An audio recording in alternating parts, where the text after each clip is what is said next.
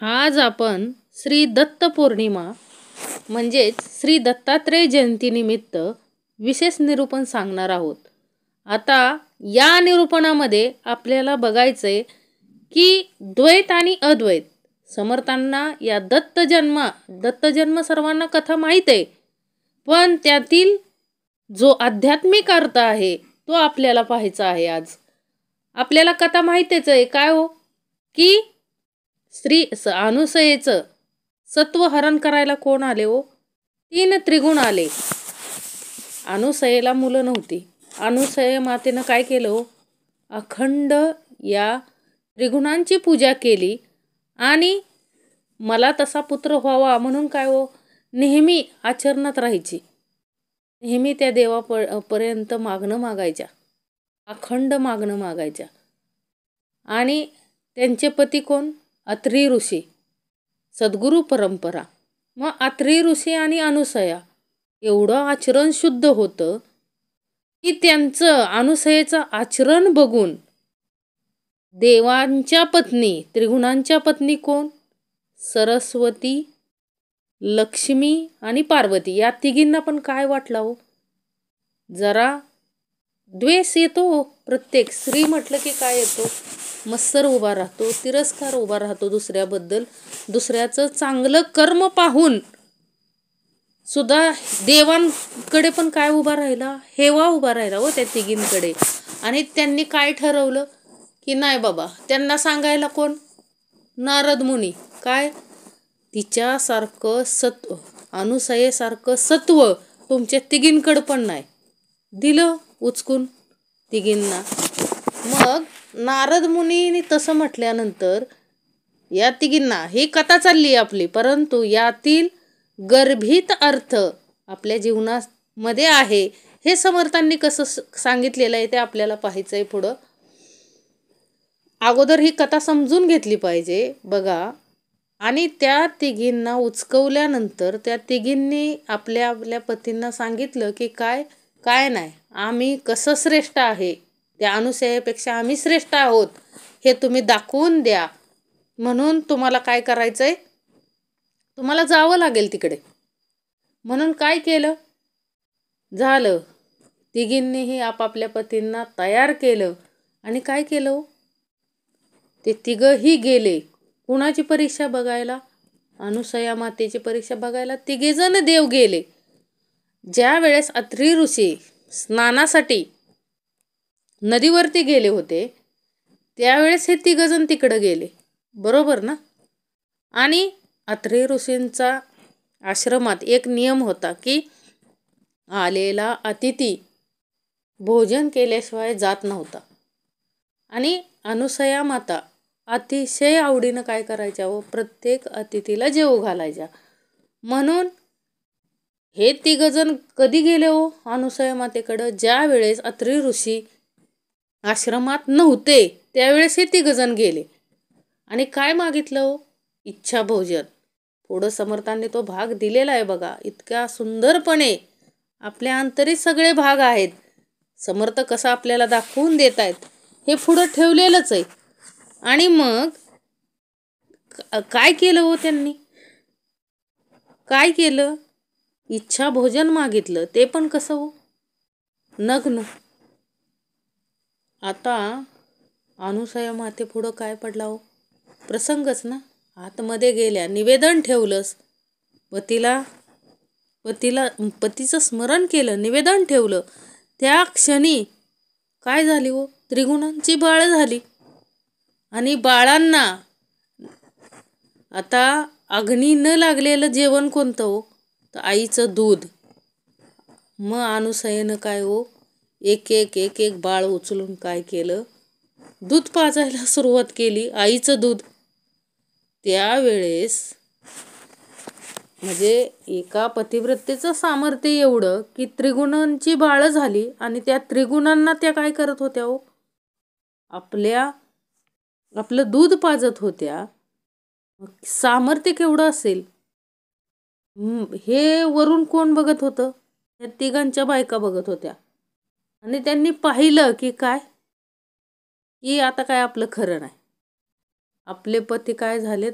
माघारीच येत नाहीत आता. कारण का हो, ती त्रिगुणांची काय झाली होती, बाळं झाली होती. ज्या वेळेस त्या तिघेजणी आल्या, आत्री ऋषी अगोदर काय झाले, आत्री ऋषी आश्रमात आले. आत्री ऋषींनी ओळखलं होतं हो की हे कोण आहेत. अंतर्ज्ञानाने ओळखलं होतं की हे कोण आहेत. 3 त्रिगुण आहेत, ब्रह्मा विष्णू महेश. हे तिघजण आलेले आहेत. अनुसयेची सत्वपरीक्षा बघायला आलेत. हे देखील अत्रि ऋषींनी आपल्या अंतर्ज्ञानाने काय केलं होतं, ओळखलं होतं. म्हणून त्यांनी काय केलं हो, देवांना नमस्कार केला. तेवढ्यात ह्या देवी आलेल्या तिथं, 3 जण बायका, आणि अनुसयेला हात जोडायला लागल्या. म्हणाल्या, आमचे पती आहेत हे, मग आम्हाला पती द्या. त्यावेळेस अनुसया म्हटली, ओळखा तुमचे कोणते पती आहेत. आता ह्या त्रिगुणांची काय झाली होती, सगळी बाळ झाली होती. आता ओळखायचं कसं. देवींना सुद्धा आपले आपले नवरे ओळखता येत नव्हते. मग बघा अनुसयेचं सामर्थ्य केवढं, की जे सत्वपरीक्षेला आले, जे सत्वपरीक्षा बघायला आले होते त्यांचीच बाळ झाली. आणि मग लागले ह्या पाया पडायला अनुसयेच्या, आमचं चुकलं, आम्ही तुमची परीक्षा बघायला आलतो, तुमचं सत्वहरण करायला आलतो, आज आमचंच काय झालंय, सत्वहरण झाल्यासारखं झालंय, आम्हाला आमचे पती द्या. मग अत्रि ऋषींनी देवांना निवेदन ठेवलं. मग देव काय आले हो, मूळ रूपात आले आणि ती बाळं तशीच खेळत होती. मग अनुसयेनं देवाला काय सांगितलं हो, माझ्यापाशीच ही 3 बाळं काय करू द्या, राहू द्या. अशा प्रकारे काय आहे. आणि ती 3 बाळं काय राहिली हो, आपल्याला 4थ्या अध्यायामध्ये, सद्गुरु चरित्रामधील 4थ्या अध्यायामध्ये समर्थांनी सांगितलंय बघा. दुर्वास ऋषी आणि चंद्र आणि दत्त अशी 3 जण मुलं काय, ही बाळं त्यांना नावं ठेवली, त्यांचं नामकरण केलेलं अत्रि ऋषी आणि अनुसया देवी. आणि मग नंतर दुर्वास ऋषी रागीट असल्या कारणाने तपश्चर्यासाठी ते निघून गेले आणि चंद्र आपल्या स्थानी निघून गेला. मग राहिलं कोण हो, दत्त. आणि त्या दोघांचंही अस्तित्व कुणामध्ये राहिलं, म्हणजे श्री विष्णूंनी ठरवलं की कुणाजवळ राहायचं, अनुसया मातेजवळ राहायचं म्हणून दत्तांच्या. परंतु ह्या दोघांनाही काय केलं हो, तुम्हीही दोघांनी काय करायचंय, माझ्याजवळ अखंड राहायचंय म्हणून त्रिमूर्तीमध्ये काय करतात, दत्तमूर्तीमध्ये काय हो, 3 जणही दिसतात. म्हणून ब्रह्मा विष्णू महेश या 3घांचं काय आहे, हे श्री दत्त म्हणजे काय हो, 3घांचंही काय आहे, ते अस्तित्व आहे, म्हणजे सामर्थ्य आहे. आता हा झाला द्वैत भाग, की काय हो, दत्त जन्म कसा झाला. परंतु एक लक्षात ठेवा, समर्थांना काय सांगायचंय हो, की ही झाली आता कथा, श्रीदत्त जन्माची कथा सांगितली समर्थांनी आपल्याला. आता बघा समर्थांनी यातील गर्भित अर्थ कसा सांगितलाय बघा. परमार्थातला गर्भित अर्थ फक्त समर्थ सांगू शकतात. काय सांगितलं हो समर्थांनी, ब्रह्मा विष्णू महेश अनुसयेचे काय गेले हो, सत्व पाहायला अत्रींच्या आश्रमात येताच त्यांची काय झाली, बाळे झाली. ही कथा सर्वश्रुत आहे, सर्वांना माहीतच आहे. आता त्यातील गुह्य अर्थ आपल्याला बघायचा आहे. त्यातील गुह्य अर्थ काय हो, तर त्यातील गुह्य अर्थ असा की ही केवळ पौराणिकगत गोष्ट नाही, तर त्यात नियंत्याचे सूत्र नियम काय आहेत, प्रगट झालेले आहेत. बघा, ही केवळ काय नाहीये, पौराणिकगत गोष्ट नाहीये. आपल्या दैनंदिन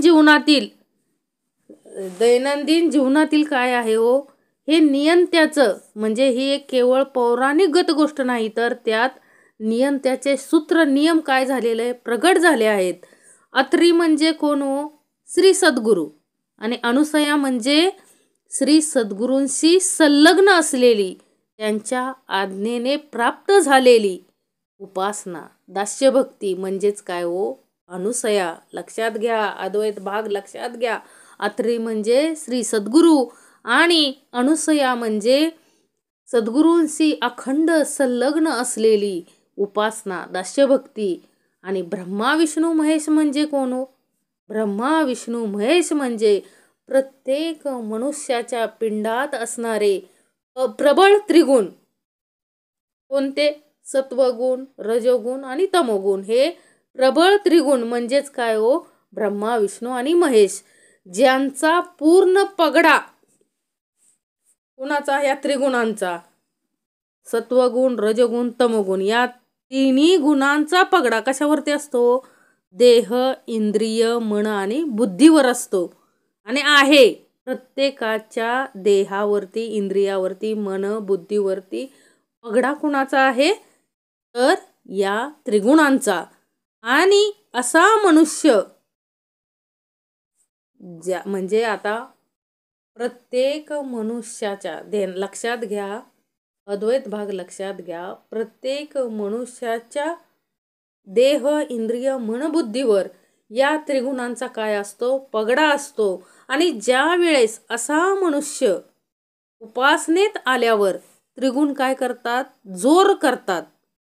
बघा, हे त्रिगुण काय करतात? जोर करतात. वृत्ती प्रभाव कुकर्माकडे प्रवृत्त करतो. म्हणजे ब्रह्मा, विष्णू, महेश म्हणतात हा उपासनेत कसा?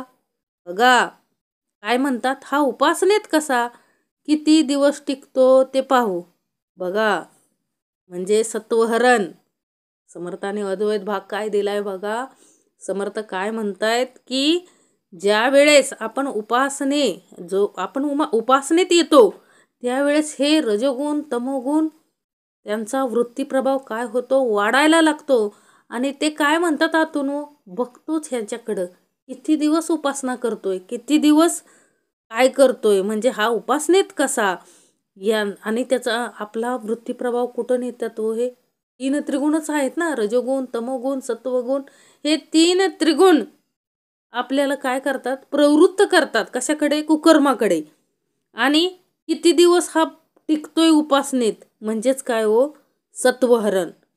त्याला आम्ही जे म्हणू ते करायला लावू. म्हणजे काय हो?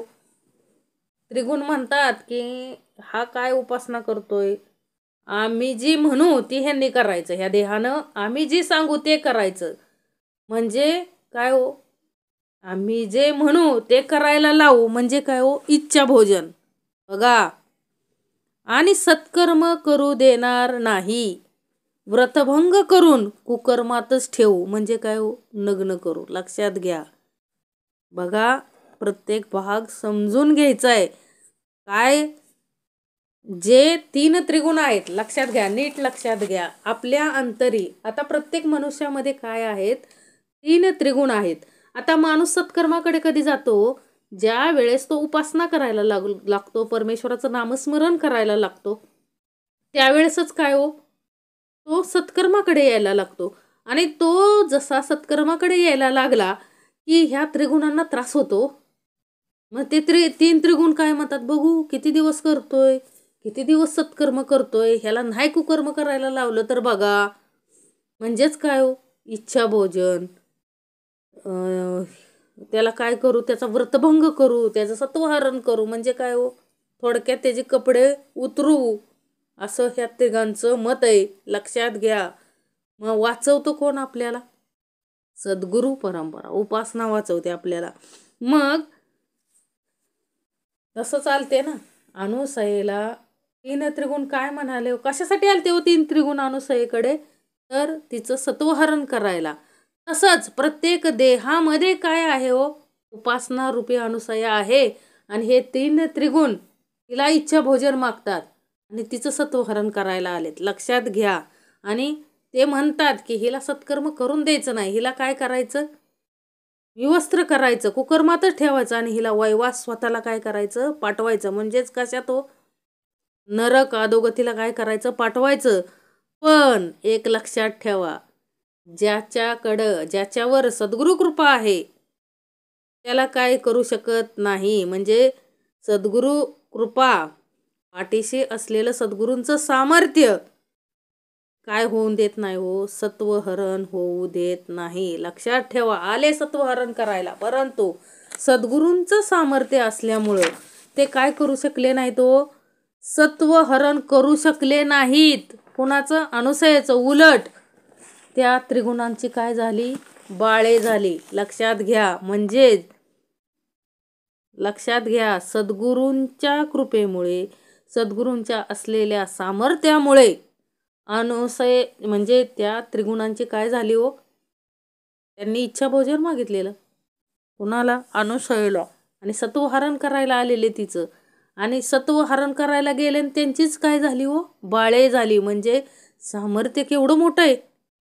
कुणाचं? सद्गुरूंचं सामर्थ्य मोठं आहे. म्हणजे जे प्रबळ झाले होते, ताबा घेऊन होते, त्यांचा प्रभाव कमी केला. लक्षात घ्या. म्हणजे बाळे केली म्हणजे काय हो? त्रिगुणांची बाळे केली म्हणजे काय? त्यांचा प्रभाव होता ना या देहावरती. मग त्यांचं सद्गुरूंनी हळूहळू आपल्याला काय केलं हो? श्रवण दिलं. श्रवणातून आपण उपासनेत आलो. आणि उपासनेत आल्यानंतर हळूहळू काय होतो? ह्या त्रिगुणांचा काय होतो? म्हणजे जे प्रबळ झाले होते ते काय होतात? सौम्य होतात. आणि हळूहळू लहान होत जातात हो. त्यांचा प्रभाव कमी कमी होत जातो. म्हणजे त्यांची काय होतात? बाळे होतात. म्हणजेच चौथ्या शुद्ध सत्व गुणाची, म्हणजे चौथा शुद्ध सत्व गुण म्हणजे कोण हो? अत्री ऋषी यांची प्राप्ती झाल्याने दासाला उपासनेतून अनुसया त्रिगुणांवर ताबा घेता आला. लक्षात घ्या. म्हणजेच काय हो? म्हणजेच काय? दत्त अवतरले. दत्त या शब्दाचा अर्थ काय हो? त्रिगुण ज्याच्या उदरी सामावलेले आहेत. दत्त या शब्दाचा अर्थच काय आहे हो? त्रिगुण. त्रिगुण ज्याच्या उदरी सामावलेले आहेत, उत्पत्ती स्थिती प्रलयावर ज्याची सत्ता आहे, असा एकमुखी दत्त म्हणजे कुठला हो? चौथा गुण. कुठला? शुद्ध सत्व गुण. म्हणजे फिरून तिथंच आलो ना आपण. म्हणजे या तिन्हींचा प्रभाव, या तिघांची बाळ झाल्याशिवाय, म्हणजे या तिघांची बाळ झाल्याशिवाय शुद्ध सत्वगुण काय होऊ शकत नाही? जन्माला येऊ शकत नाही. म्हणून दत्त अवतार झाला. दत्तांचा जन्म झाला. आपण ही दत्त जयंती साजरी करतोय. दत्तांचा जन्म झाला म्हणजेच काय हो? प्रत्येकाच्या, म्हणजे जो उपासनेत येईल, सद्गुरूंना शरण येईल, त्याच्याकडेच काय होणार आहे हो? दत्त अवतरणार आहेत. म्हणजे प्रत्येकाच्या देहामध्ये शुद्ध, म्हणजे शुद्ध सत्वगुण आला. म्हणजे कोणीही व्यक्ती घ्या, ज्याच्याकडे हा शुद्ध सत्वगुण आहे किंवा आला, ज्याच्या उदरामध्ये शुद्ध सत्वगुण आला, तिथं काय झाला हो? म्हणजेच काय हो? दत्त जन्म झाला. लक्षात घ्या. म्हणजे आता दत्त जन्म ज्या वेळेस झाला त्यावेळेस काय हो? चमत्कार झाला. बघा, आईजवळ कोण हो थांबलं? आईजवळ कोण थांबलं? बघा, दुर्वास ऋषी म्हणजे तमोगुण. दुर्वास ऋषी काय म्हणाले? माते, मी तुझ्याजवळ राहू शकणार नाही. सांगितलं ना. दुर्वास ऋषी म्हणजे काय हो? राग. मग तमोगुण काय म्हणला? मी उपासनेजवळ राहू शकत नाही. म्हणजे उपासनेतून तमोगुणाचं काय होतं? प्रभाव, प्राबल्य कमी कमी होऊन जाऊन काय होतं? नष्ट होतं. म्हणजे जिथं उपासना असेल तिथं तमोगुण थांबवू शकत नाही. आणि मग नंतर चंद्र म्हणजे कोण हो? रजोगुण. तोही म्हणाला, मलाही माते तुझ्याजवळ काय येणार नाही, राहता येणार नाही. म्हणजे सांगण्याचा भाग कसा? ज्यावेळेस हे तिघांनी आपापली म्हणजे बाळकाच्या रूपात जे होते ते तिथंच राहिले ना, अनुसयेजवळच राहिले. आणि बाकी ते निघून गेले आपापल्या कार्याला. मग ह्या एकाचं नाव चंद्र ठेवलं, एकाचं नाव दुर्वास, म्हणजे श्रीशंकराचा जो अवतार होता त्या बाळाचं नाव काय ठेवलं? दुर्वास ऋषी. आणि जे ब्रह्मांचा जे अवतार होता त्याचं नाव काय ठेवलं? चंद्र. आणि विष्णूंचं जे रूप होतं त्याचं नाव काय ठेवलं? व दत्त ठेवलं. म्हणजे या तिघांपैकी ज्यावेळेस ही मोठी होतात मुलं, त्यावेळेस दुर्वास ऋषी काय म्हणाले? मी तुझ्याजवळ थांबू शकत नाही. चंद्र पण काय म्हणाले? मी तुझ्याजवळ थांबू शकत नाही. म्हणजे लक्षात घ्या, ज्यावेळेस हा आपला देह आपला देह उपासनेत येतो, आपण उपासना करायला सुरुवात करतो, उपासनेत येतो, त्यावेळेस हळूहळू काय होतं, तमोगुणाचं प्राबल्य हळूहळू कमी होत जाऊन नष्ट होतं. आणि रजोगुणाचंही तेच आहे. रजोगुण ही काय होऊ शकत नाही हो.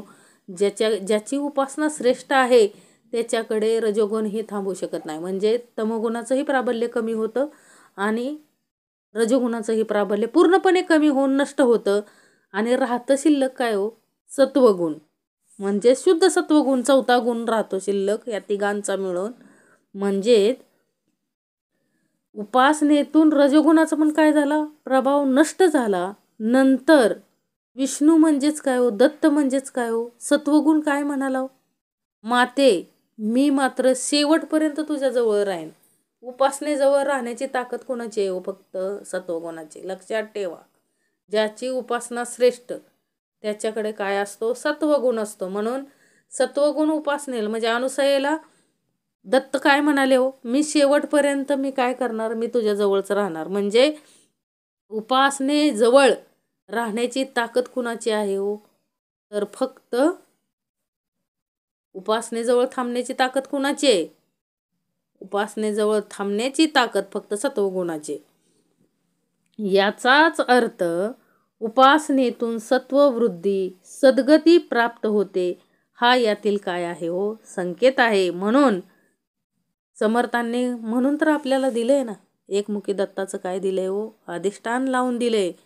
याचं का, कारण आपल्या परमार्थात एकमुखी दत्तांचंच अधिष्ठान का दिलेलं आहे हो, कारण त्यातूनच काय होणार आहे हो, म्हणजे या ग्रंथाचं काय होणार आहे, या ग्रंथाच्या निरूपणातून श्रवणातून आपल्याला हा शुद्ध सत्वगुण काय येणार आहे हो, आपल्या पिंडामध्ये यावा. हे श्री दत्तांचं अधिष्ठान, एकमुखी दत्तांचं अधिष्ठान म्हणजेच काय हो, शुद्ध सत्वगुण. आणि हा शुद्ध सत्वगुण जसं ते अधिष्ठानामध्ये आहे तर तसं प्रत्येक पिंडामध्ये त्या पद्धतीनं शुद्ध सत्वगुण यावा, यासाठीच प्रत्येकाच्या घरात लावून दिले बघा, शुद्ध सत्वगुणाचं अधिष्ठान लावून दिले. आता शुद्ध सत्वगुणाचं अधिष्ठान असेल तर तमोगुण आणि रजोगुण हळूहळू त्यांचं प्राबल्य काय होणार आहे हो, नष्ट होणार आहे.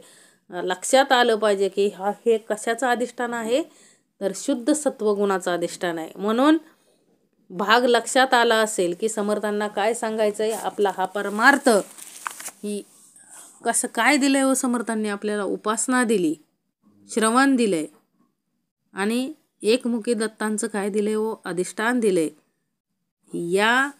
ही जी कथा आहे, अनुसया, अत्री ऋषी, 3 त्रिगुण, त्यांच्या ज्या पत्नी आहेत, हे सर्व काय आहे हो, द्वैत आपण सांगतोय. पण अद्वैत भाग समर्थांनी खूप उत्तमाचा सांगितलाय की काय, ज्या वेळेस अत्री ऋषी असल्यामुळेच उपासना वाचली ना. अनुसयांचं सत्वहरण का होऊ शकलं नाही, कारण अत्री ऋषींचं सामर्थ्य त्यांच्या पाठीशी होतं. त्यांनी सहज सांगितलं ना, असेल माझ्या पतीचे तपबळ तर काय करील मनमंत खळ. निवेदन ठेवलं, काय ठेवलं अनुसयानं निवेदन, की असेल माझ्या पतीचे तपबळ तर काय करील मनमंत खळ. म्हणजे काय, माझ्या पतीचं तपबळ असेल तर हे जे आलेत माझी सत्वपरीक्षा घ्यायला, ते माझी सत्वपरीक्षा घेऊ शकत नाही. एवढी काय होती हो त्यांच्याकडं, अनुसयेकडं एवढं काय होतं, ज्ञान होतं, सामर्थ्य होतं. आणि त्याच्या जीवावरती त्यांनी नुसतं तेवढं निवेदन ठेवल्याबरोबर त्या त्रिगुणांची काय झाली हो, बाळे झाली. म्हणजे आपल्या अंतरी पण येतात ना, राग येतो, लोभ येतो, म्हणजे काय तमोगुण येतो, रजगुण येतो. ह्यांचं प्राबल्य वाढलं की देहाचं काय होतं हो, सत्वहरण होतं. सत्वहरण म्हणजे काय हो, आपण विषय विकारांकडे काय जातो, ओढले जातो, विषय विकारांकडे ओढलं जातो. त्यातून बाहेर काढण्याचं काम कोण करत असतं, तर सद्गुरू परंपरा म्हणजेच अत्री ऋषींची परंपरा आपल्याला ह्या अवगुणातून कुकर्मातून सोडवत असते.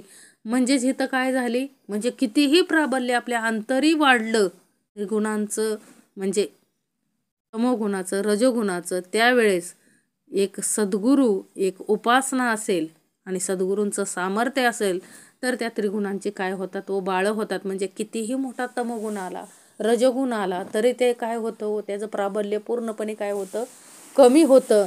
आणि आपल्याकडं कशाची जोपासना होते, शुद्ध सत्वगुण आपल्याकडे वाढीस लागतो. म्हणूनच समर्थाने आपल्याला काय दिलंय हो, एकमुखी दत्ताचं. म्हणजेच आपल्या अंतरी दत्ता जन्म झाला पाहिजे. ही दत्त जयंती तर आहेच, दत्त जयंती साजरी करतोय, त्याच्या पाठीमागं काय आहे हो, शुद्ध सत्वगुणाची जयंती साजरी करायची.